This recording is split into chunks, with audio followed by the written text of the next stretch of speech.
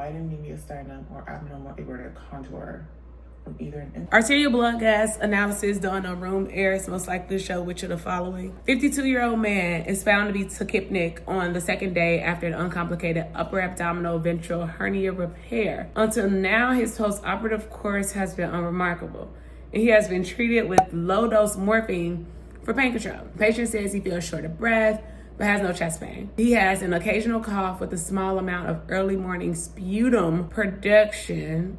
Interesting. Other medical conditions include hypertension, hyperlipidemia. Patient is an active smoker. Okay. 15-pack year history. Temperature is normal. Blood pressure is normal. Pulse is normal. Respiration is okay. I already told us he was tachypnic. BMI is enhanced. Physical exam shows decreased breath sounds at the right lung base without wheezes or prolonged expiration. So he could have pneumonia. There's abdominal distension and diffuse tenderness without rebound. So no peritonitis. The surgical incision appears clean and dry. Chest x-rays reveal a dense opacity at the right lung base. Okay.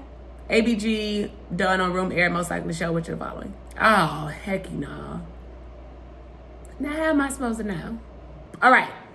If you're tachypnic, that means that you're breathing fast and you are hyperventilating, which means you are blowing off a lot of carbon dioxide, which is going to lead us to respiratory alkalosis. So the CO should be less than 35. Okay, so that literally only gives us two options, B and D, and it's alkalotic, so I'm gonna go with D as my answer.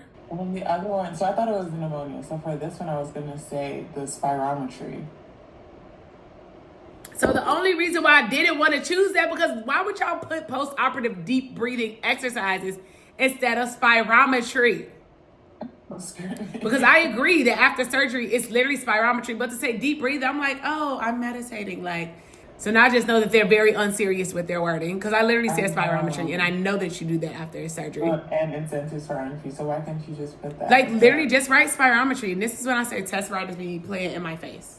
And I don't like it. Like, why would you say that? That's such a weird way. I think she just needs to deep breathe to prevent her alveoli from collapsing. I mean, what's the best answer? And between C and D, C and D, C and D. C and D? Why is C crossed out? B and D, B and D. But am I gonna percuss her chest when she has tenderness and palpation? It said physiotherapy, so I'm assuming it's more than just percussion.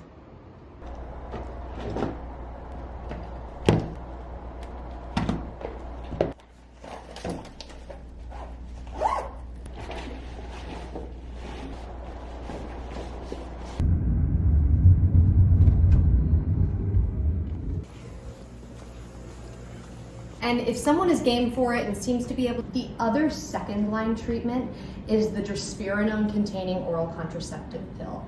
Yaz is the only FDA approved COC for PMDD. Specializing in this, my hands are tied in a lot of ways because most of the treatments that really can be curative for this or make some huge substantial differences are medical. Right? So it's so important that we have good coordination of care between psychiatry, even general physicians, gynecology, and psychology, right? We all need to be kind of discussing these cases together and figuring out kind of who does what, right? And how do we work together to get the patients the relief that they need. All right, hey y'all, welcome back to Medicine with Vix. That is me, and I'm a third-year medical student currently on my Step 2 dedicated. So let me tell y'all exactly what that means. Step 2 dedicated is time where I have solely while working and studying for my second board exam. In medical school, you have to take, for MD schools, you have to take USMLE Step 1 and Step 2 before you graduate. And for DO schools, you have to take COMLEX 1 and 2 before graduating and successfully pass. It's a total of 4 weeks that I have off, no classes, no nothing else. And then I jump into psychiatry for 6 weeks, and then I'll officially be done with my third year of medical school. Yes, like very, very happy about that. This time around, I told myself I wouldn't completely study at home, because I am homebody. It's very easy for me to get into the trap of just studying at home and studying there all the time. But I want to study other places so that basically I could get out, not be depressed, not have that low down, like, woe is me mindset when I'm having a bad study day, and just let my house remain to be my sacred place and my safe place.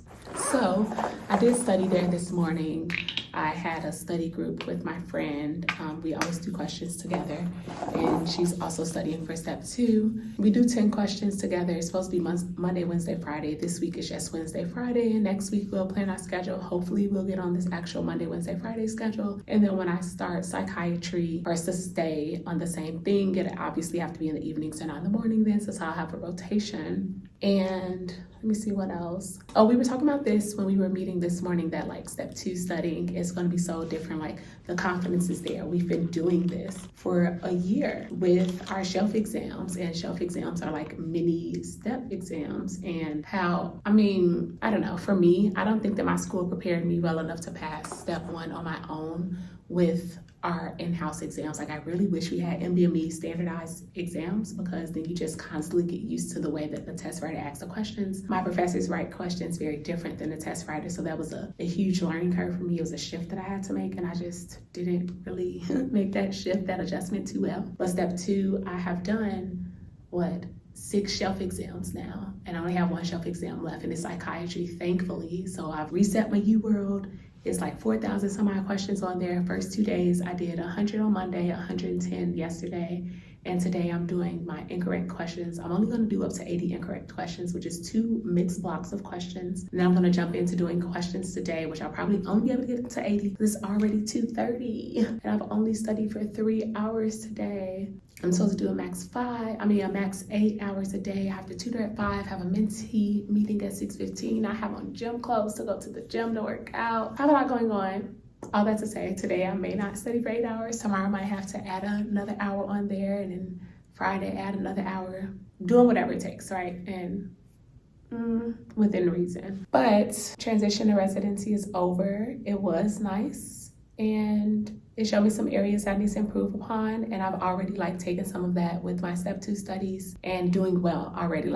I was messaging my dean earlier today and let her know that step 2 will be 10 times better than step 1. I hope y'all are praying with me and praying for me as I pray for myself as well, that I make it through this without any depressive episodes and without any additional anxiety or additional stress, and that God is just going to continue to do a new thing in me, so that I may benefit for the works that I've been doing and the works that He plans to see fit for my life, to be a physician in a medically disadvantaged community, to assist those people out there to know that health equity is real. Everyone, regardless of social status, deserves equity within health. So that's enough of talking right now. I'll get back to y'all later, but I definitely need to study for 2.5 hours. Let's go through some of this UWorld together, and yeah.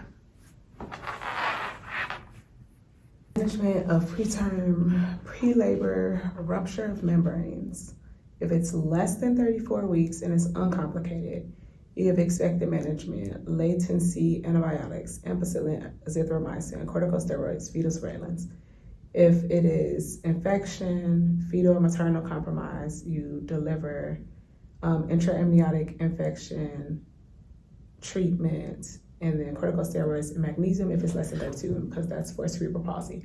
Okay, so in my question, I answered and said intraamniotic infection, but that's if there's compromise for the fetal or maternal, or if there's current infection. She was afebrile, no vaginal bleeding, and there was just leakage of fluid. Leakage of fluid just means that the water broke, but there is no compromise. So since it was uncomplicated, I wouldn't do embryo infusion. I should have just done the antibiotics or the steroids. Yesterday I did not get that, or whatever day I did this question. I did not get that right.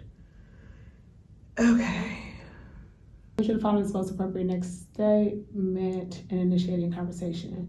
57-year-old woman comes to ED experiencing severe low back pain. Pain began 4 weeks ago and is getting progressively worse. At night, the pain has become so severe it wakens her. Patient has tried over-the-counter ibuprofen, no relief. Reports feeling more tired. And usual will say it's probably because my kids are home for the holidays and are keeping me busy. Okay, make up excuses for the pain.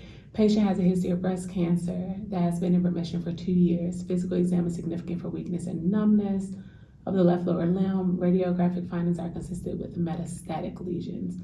So what is your understanding about what might be causing your pain? Could be that. I'm sorry to tell you that the cancer has possibly spread, but we can treat you aggressively with radiation and chemotherapy. No, because she didn't even ask what's going on and assess her mental state.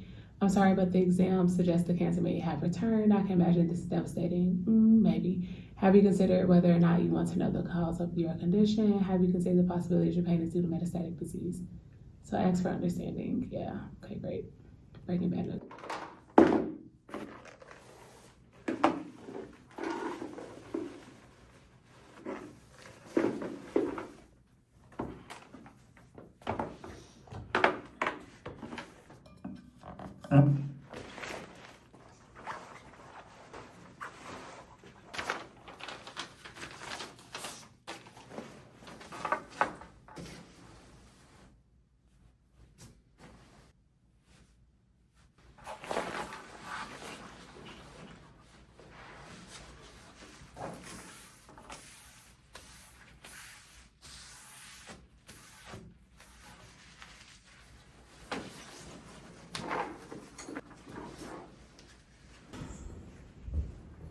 I'm not even gonna hold you. It's kind of creepy staying on campus this late. I am hungry. I'm tired. I stayed up watching Netflix until 2 o'clock this morning, so I'm running off of 5 hours of sleep. So I'm going home. I've done 90 questions, and I want to finish this block of 40 before I just be done. But I need some food, so we're regrouping, relocating, we'll be doing all the things.